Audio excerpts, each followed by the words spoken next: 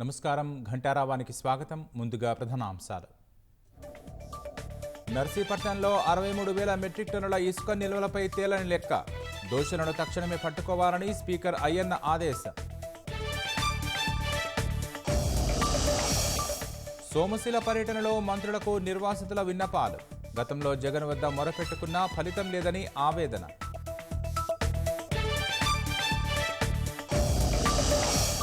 తిరుపతి జిల్లాలో కలుషితాహారం దెబ్బకు 100 మంది విద్యార్థులకు అస్వస్థత. హుటాహుటిన నాయుడుపేటకు బయలుదేరిన మంత్రి స్వామి.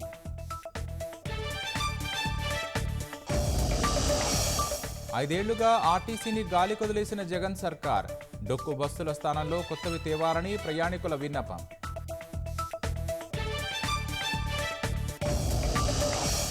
పూరిలో ఘనంగా జగన్నాథుని రథయాత్ర ముగింపు వేడుకలు.